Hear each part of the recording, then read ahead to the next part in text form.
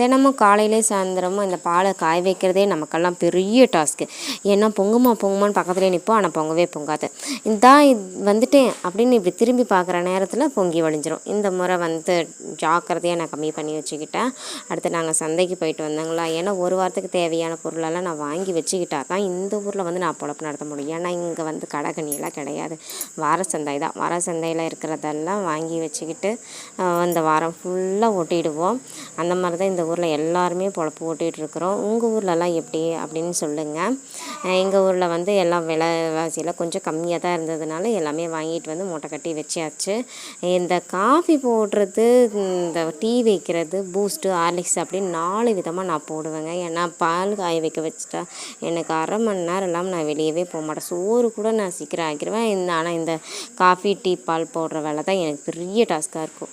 அதெல்லாம் முடிச்சுட்டு கொண்டு வச்சு இந்த பிஸ்கெட்டை தொட்டு சாப்பிட்றதுக்குள்ளே எனக்கு போதும்னு ஆயிரும். எங்களுக்கு பிஸ்கெட் இல்லாமல் காஃபி டீ இறங்காது. உங்களுக்கெல்லாம் எப்படின்னு சொல்லுங்கள். ஓகே, பாய்.